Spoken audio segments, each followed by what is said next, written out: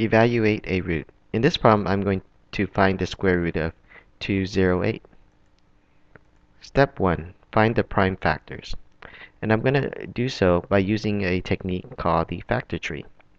And that means to factor 208 into two numbers that multiply to 208.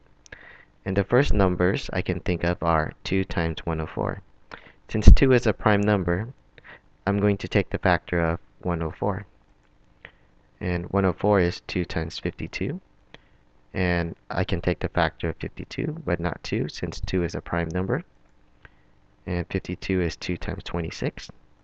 I'm going to do the same for 26. That is 2 times 13. And 13 and 2 are both prime numbers, so I'm going to stop there.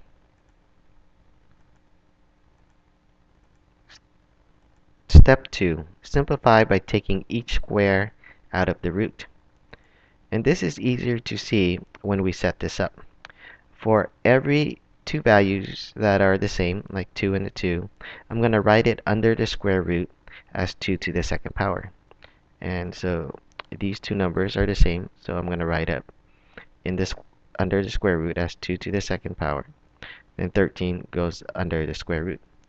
And the square root will cancel out any squares. So these 2 to the second power will go out, since the square root will cancel out the square. And 13 will remain under the square root. Now I'm going to simplify further. 2 times 2 is 4. And then my final answer would be 4 square root of 13. And this completes my problem.